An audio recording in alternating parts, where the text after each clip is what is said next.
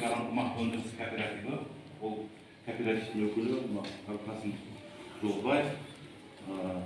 Жалпы регламентті бекітіп алсақ, баяндамашыға 10 минуттей берсек сөз сөйлеуге, сосын баяндаманы талқылауға болғанда бір 10 минут жететін шығар, қалай қарайсыздар? 10-15 минуттың көлемінде талқылауға, баяндама бойынша қоғамдық тыңдаулар қатысушылардың ескертулері мен ұсыныстары тыңдалады. Баяндамашыға өз кезегінде қоғамдық тыңдауларға қатысушылардың ескертулері мен ұсыныстарына жауап береді. Қоғамдық тыңдауларды қорытындылауға 5 минуттай берсек, регламентті бекіту туралы қатысушылардың шешімі.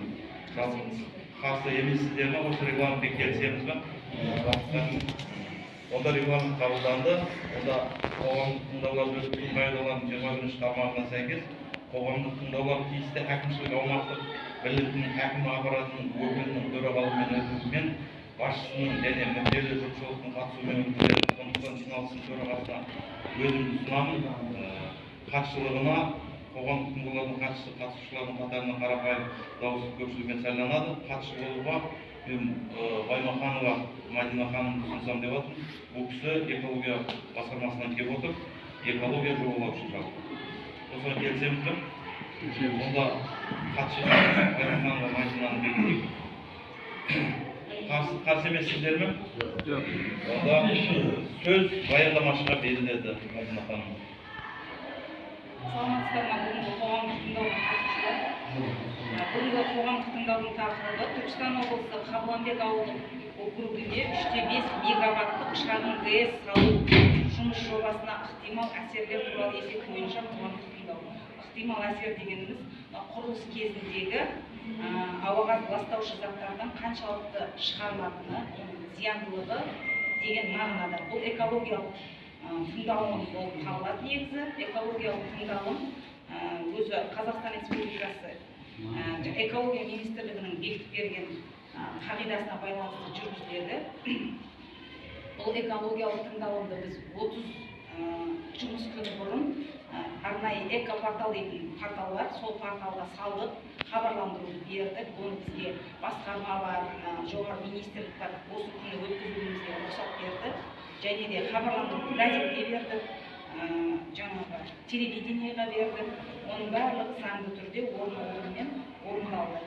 Енді қазір көріп отырсыздар, сонымен басқармадан тікелей кіріп отыр. Өздеріңіздің жаңағы жергілікті әкімі жаңағы төрағалы болып отыр. Сіздер халық болып қатысып отырсыздар.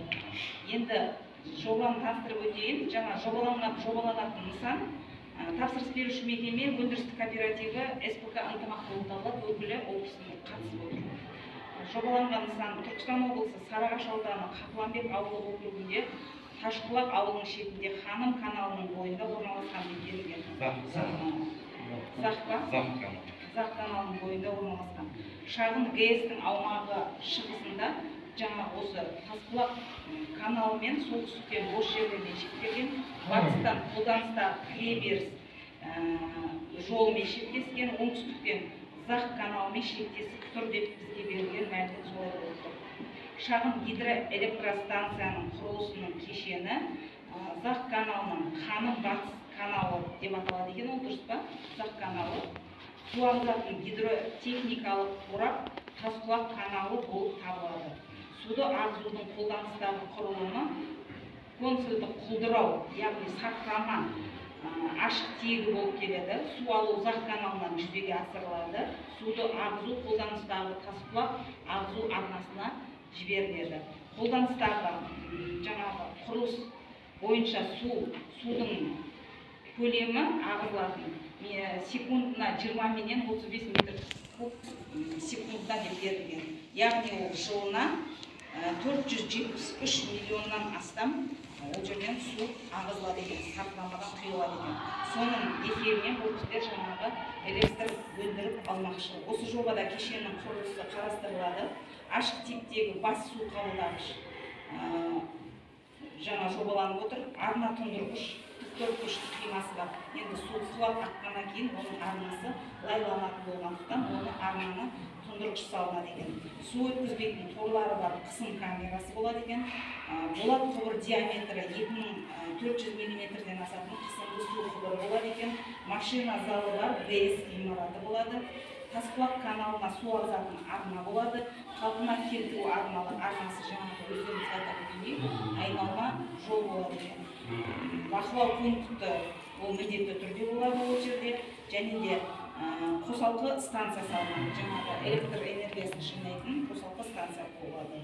Тірек құрылғысы бар, жаңа кіші гидроэлектростанцияның қабырғалары болады, орналасатын. Жалпы жобада осылардың барлығын салу қарастырылған. Қазақстан Республикасы экология және табиғи ресурстар министрлігі экологиялық реттеу және бақылау мемлекеттік мекемесі берілген. Қоршаған ортаға әсерді бағалау бойынша осы ықтимал әсерді өткізу бізге жоспарланып отыр. Ықтимал әсер табиғатты қоршаған ортаға ықтимал әсерін өткізетін кезде суға қатысты объектілерде арнайы өзінің бірінші, екінші категориялы объектілерде осындай қоғамдық тыңдау өткізу міндеттелген. Жобаланатын объектінің жаңағы схемаларын құрылыс атап өттім. Құрылыстың ұзақтығы негізі 12 ай деп берілген, басталуы осы 25 жылдың маусым айында деп жоспарланып отыр. Құрылыс кезінде арнайы өзіміз бағдарлама бар, министрлік бекітіп берген. Құрылыс салу кезінде жаңағы жерді қазады, құм, тас түсіреді, оның барлығын түсірген кезде ауаға шаң ұшады, білесіздер. Транспорт жүргенде де ол шаңданады. Соның бәрін арнайы есептейтін бағдарлама бар. Соған салып есептегенімізде бізде 15 шығындар көзі қарастырылған, оның ішінде екеуі ұйымдасқан, 13-і ұйымдастырылмаған. Жалпы құрылыс кезінде 6,94 тонна жылына ластаушы заттарды шығарады деп берілген арнайы бағдарламаның есептеуі бойынша. Су құрылыс жұмыстары кезінде негізі ауыз суға және техникалық су болып бөлінеді. Ауыз суға құрылыста жұмыс істейтін адамдар таза ауыз сумен ішеді ғой, олар шөлдейді ол кісілер. Сол мақсатта пайдаланылады. Ал техникалық су ол жердің шаңды басу ретінде болмаса бетондарды араластыру, сондай мақсаттарда техникалық суды пайдаланылады. Ауыз суды жақын маңдағы ел негізі осы Тасбұлақ ауылы болып тұр, бөтелкелермен тасымалдану арқылы құрылыс кезінде жеткізіледі деп берілген мәлімет бойынша. Ал енді тұрмыстық ағынды суларға құрылыс кезінде оған арнайы биотуалеттер қойылып, толған жағдайда келісімшарт негізінде ассенизаторлармен барып арнайы тазарту қондырғыларына алып кетуі тиіс. Енді құрылыс болғандықтан 12 ай жүретіндіктен ол жерде судан бөлек қалдықтар да түзілетін болады, қатты тұрмыстық. Оның ішінде жаңағы сүртетін материалдар болады, баклажка, қағаздар болуы мүмкін деген сияқты жаңағы құрылыс болғаннан кейін үзінді материалдар болуы мүмкін. Олардың бәрі арнайы бір орынға жинақталып, если тұрмыстық қатты қалдықтар болатын болса, оған арнайы контейнерлер қойылып, ол жерде шашылып жатпауы тиіс.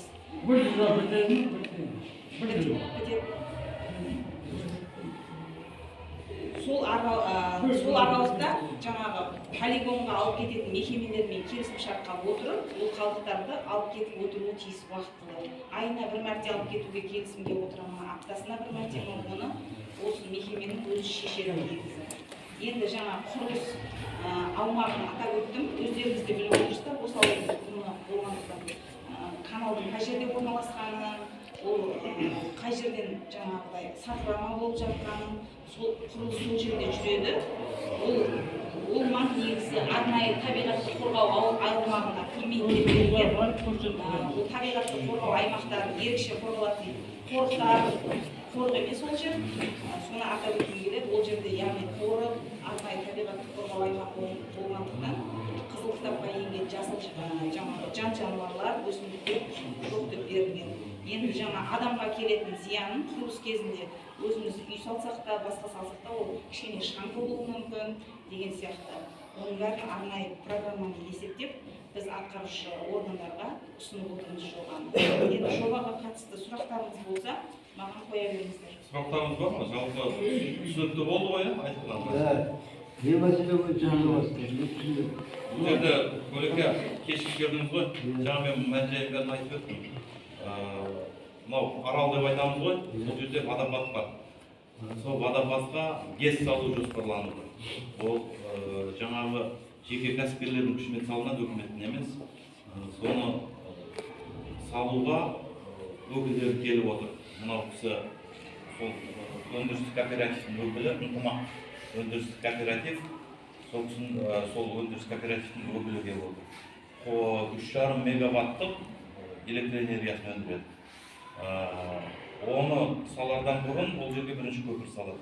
Қазір аралға өтетін көпір бізде апатты. Қазір өте жаяу жүргіншілер ғана өтеді, көліктің өзі өтуге қорқады. Сол жерге бірінші ауыр жүк машиналар өту үшін бұл кісілер көпір салады. Содан кейін барып жаңа жерге ГЭС салуды жоспарлады. Оны салу үшін осы ауылдың тұрғындарымен қоғамдық тыңдау өткізуіміз керек. Сол қоғамдық тыңдауға келіп отыр арнайы. Бұл кісі экология басқармасынан келіп отыр. Бірінші экологияға қандай зияны бар, басқасы бар, соның бәрін осы жерде бұл кісі қазір айтып берді. Зиян еместігін, зияндығын барлығын, қандай зияны бар, қандай зиян емесі бар. Сол мәселемен келіп отырмыз. Енді қазір жалпы айтып өтті, сұрақтарыңыз болса, талқылауға көшейік.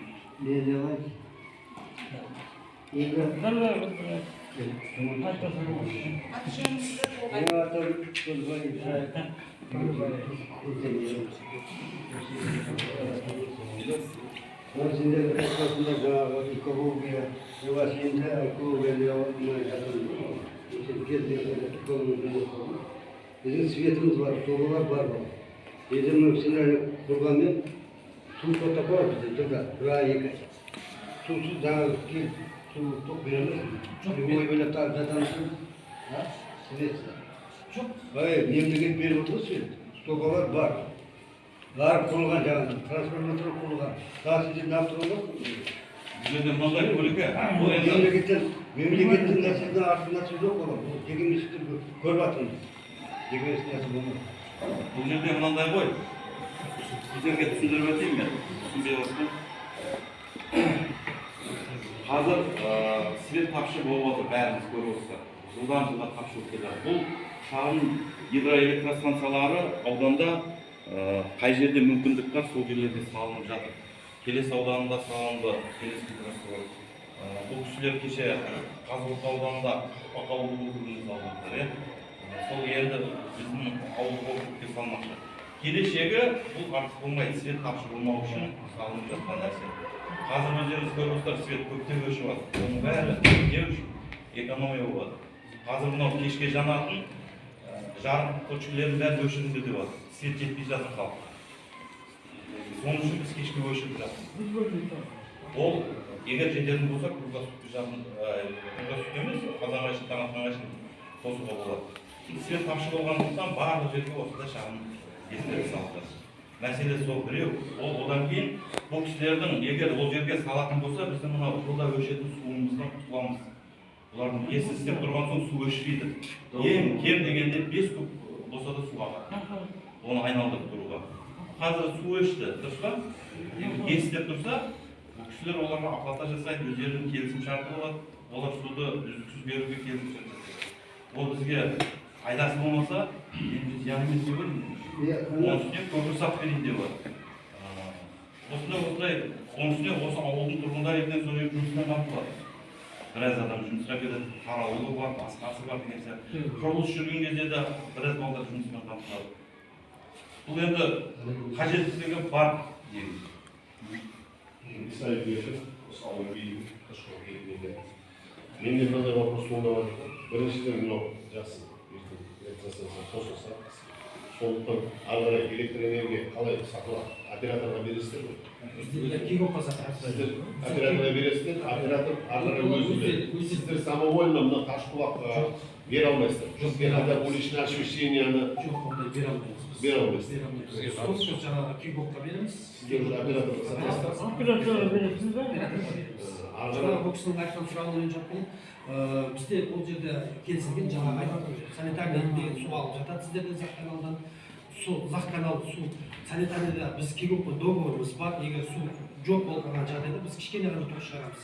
Бірақ ол қаншалық біз шығарғанымыз бен де бұл ташқұлақта даже ол жерде тоқты өзіміз шығарып, біз өзіміз пайдалана алмаймыз. Біз өзіміз пайдалана алмаймыз. Tokimiz Kiyokka beremiz, болды, өкіметке береміз. Böyle Шағын кес болғаннан кейін кішкене өкіметке қосымша болады. Қосымша болсын, басқа болсын. Былайда, мына зат деген нәрсе уже өзексіне келеді су, да? Мына көпір салып жатыр. Көпір өтіп, завод тұрған дейді. Суды ашып берді, жаңағы көпір салынбасын жақында. Су сияқты жағдайлар болады да, мына ремонт қылады. Өзбекстан ремонт қылмаса, завод сенің еліне қарамайды. Қазір жоқ ремонт болсын. Басқа бір затта, әлемді туа кетті. Şu kadar жаңағы жылда ремонт қылмасы болды. Şimdi бір ай екі ай тоқтап қалады. Тоқтайды. Қазір тоқтап тұрғандықтан біз тоқ шығармаймыз, президент тоқтайды.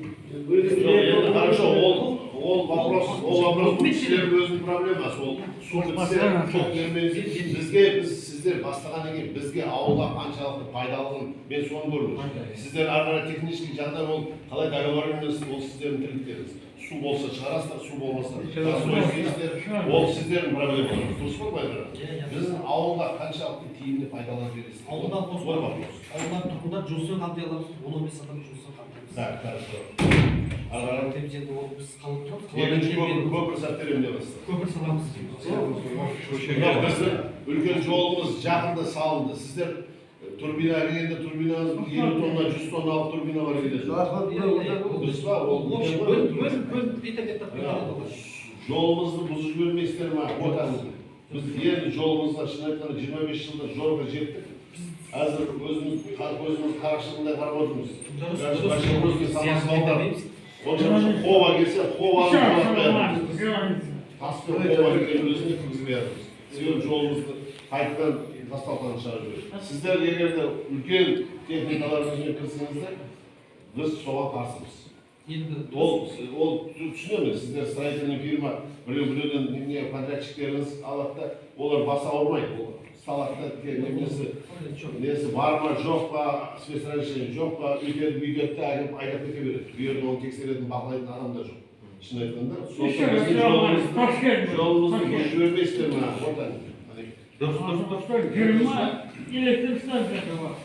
Мына жерде әркім өзінің ойын айта алады. Мына Көлекем өзінің ойын айтты. Дұрыс. Сіз өзіңіздің ойынды айтасыз. Тағым басқалар. Бізге енді свет бере алмайды екенсіздер. Дұрыс. Кішкене біз хотя бы уличное освещение берсе, мақұл, елге бермесеңіздер де, уличное освещениемізді кішкене бір линия қылып, можно боламыз шығар.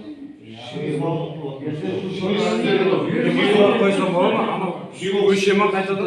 Электростанция соғыш. Суға пашкеде параллельно саламыз. Бұлар арыдағы бізде насостан ол, арыда батқызды. Су өлшемі деген. Кегок бәрі сіздерден полный сол күшінде бағылап, счетчігіміз тексеріп отырмыз. Жоқ, хорошо, ол сіздер біткеннен соң біреуге тапсырасыздар ма, жоқ, сіздерде қалады. Сіздер эксплуатацияны сіздер жүргізесіздер.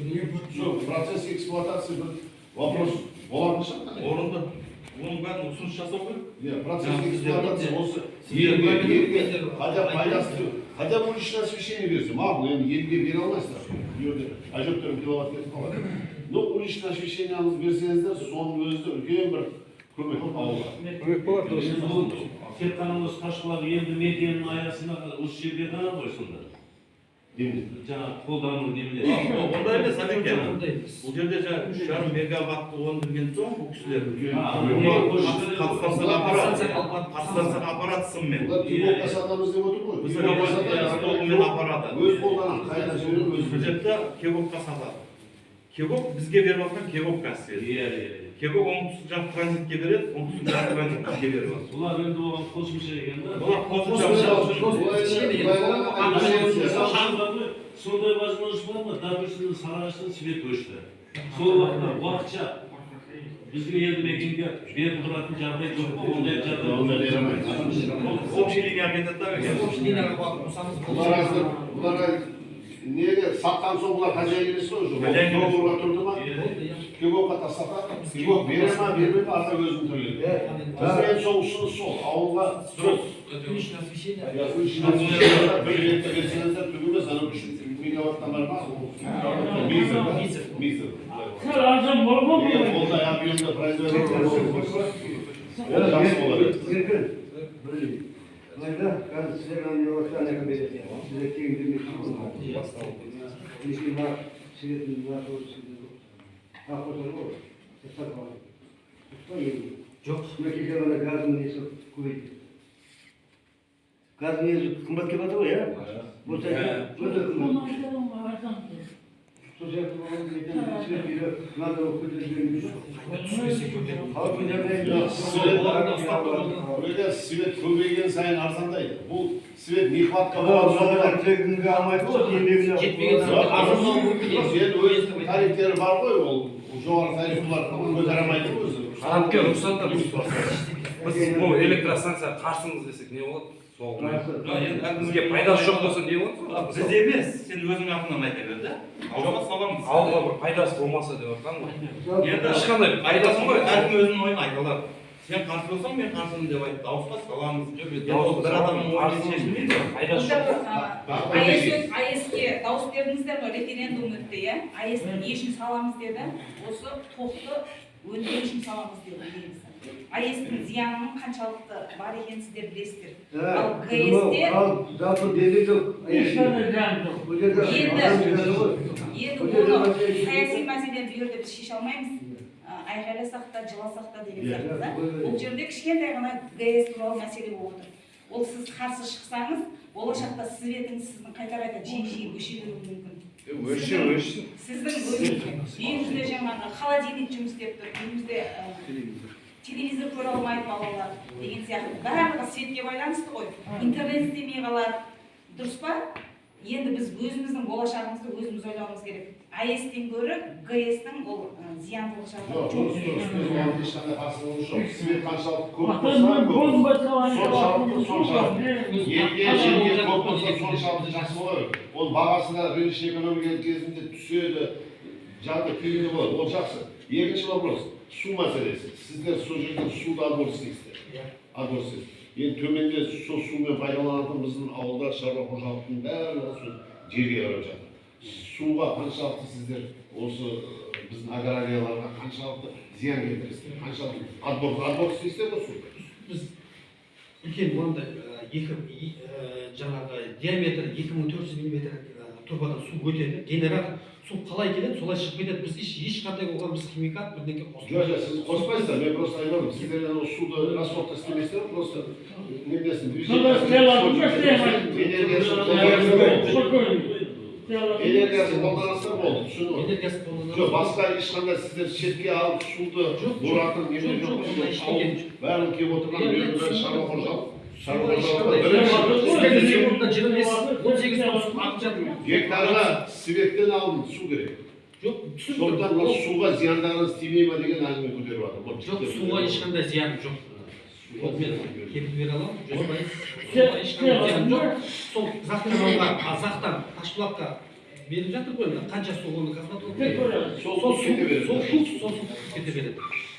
Ары қарай сіздердің тілектеріңіз ғой, зарарды келісін, суды көбейту, азайту.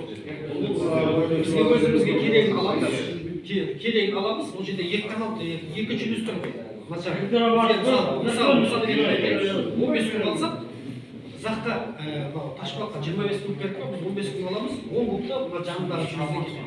Енді ары қарай өздеріңіз эксплуатация өздеріңізде болса, ауылда болған екен, елде болған екен, бұл жерде тұрса көмектеріңіз болады.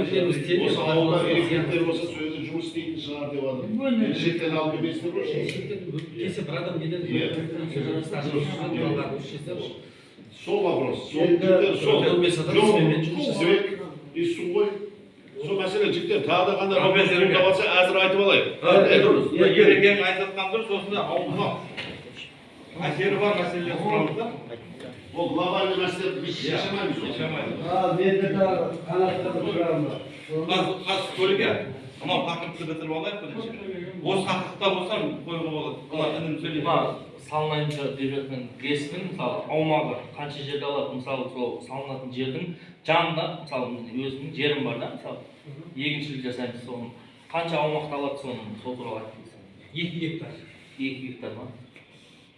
аумақ полный салынған жер 2 гектар, иә? Біз мынау шекарадан 100 метрге дейін ештеңе сала алмаймыз.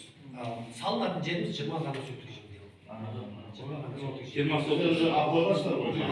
жері бар. Меншік жерлеріңіз бар. Меншіктеріміз бар. Зиян тимейді ешкім.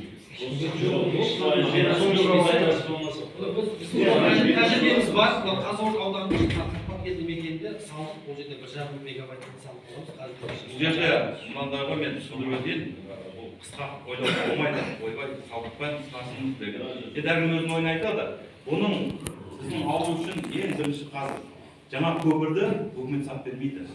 Самайды енді бұрын сол көпірді салған үшін біраз кісілер жауапқа тартылды. Себебі ол көпір өзін құнын атқамайды. Айналдырған 15 шаруаға сап бердіңдер деп жауапқа тартқан сол көпірді салған азаматтардың. Енді оның үкімет тарапынан онша ақша бөлмейді. Қазір көпірдің өзіне кем дегенде 100 миллион әшейін кетті. Қажеті жоқ қой. Ол үлкен ауыр көліктерді өткізу үшін әдемелер салу керек. Ол жерге 100 тонна көтеретін көпір. сондықтан да ол жерде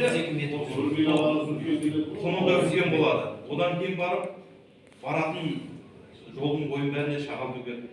Келешегі бүгін асфальт дейтін де сен бәрі осы кісілердің düşünесіздеріне мен енді келешегін айтып алдым, дәл қазір емес. Но бірақ баруға бәрінде қазір кісілер шағал төсейді, басқа жолды жөндейді, көпірді жөндейді. Одан кейін жаңа жерге гес салса, ауылға мекеме салынса, біз неге қарсы болуымыз керек? Сондықтан ол жерде қанша адам ауылдың азаматтары жұмыспен қамтылады. Ең бастысы свет өндіреді. Қазір свет тапшы болады.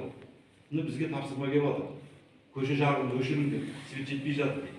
Ауылға жетпей жатыр дейді. Оны өшірмесең де біз ауылды өшіруіміз керек дейді. Соның үшін мынандай шағын гестерді көбейте беру керек. Себебі население өсіп жатыр. Тәжіге, қазір сәл тыңдап отырмыз, кейін сөз береді. Арнаны толтырады да бұлар. Бұндай шағын гестерді көбейте беру керек. Себебі айтып отырмыз ғой, қайта свет. Ауылды өшіреміз деген. Қазір өзі өшіп жатыр ғой, сіздер көріп отырсыздар. Кезек-кезегімен. Bir gün Kapamбек ауылдық округі өшеді, екінші күні Қызылжар ауылдық округі өшіп жатыр. Кезек-кезегімен өшіп жатыр. Сарыағаш қаласы да өшіп жатыр. Сол себепті қазір барлық үйде тек қана светпен көп. Ол үйдің астына кондиционер бәрі свет. Оған қандай басылық жоқ. Өте жақсы машина әдемі болады. Одан өркенде біздің ауылға зиян тимесе, жолымызды Жоқ, сол мәселе. Жолымызды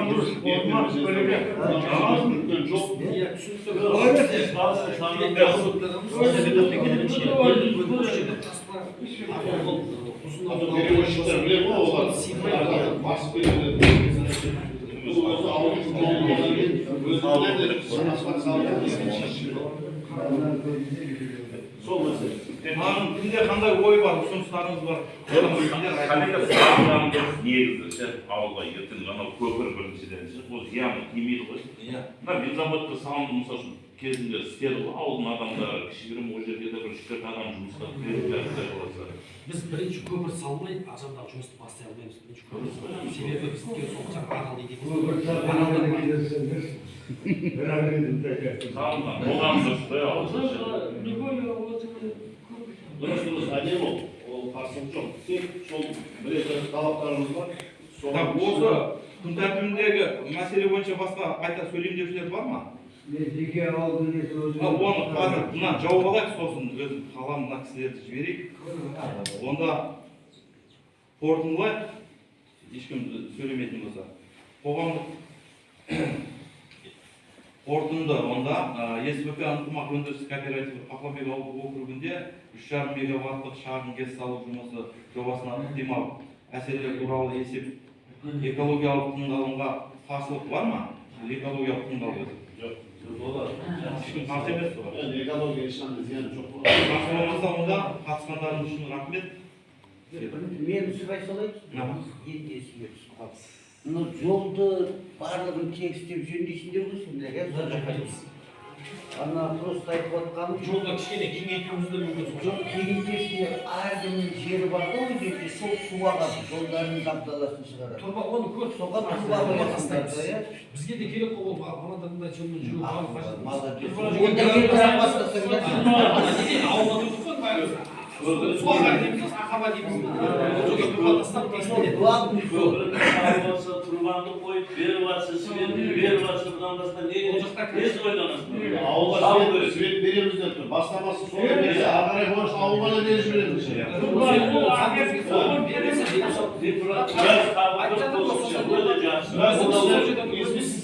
Құрыласың. Ағарай жай өзіміз қалаймыз. Жазық bazı айтып ауылға берді. Онда мына қатысқандарыңызға рахмет. Бұл кісілерге рұқсат берейік. Енді мен өзіме сұрақтар болса, мен өзім алып жауап бере беремін. Мысалы, Сау болыңыз.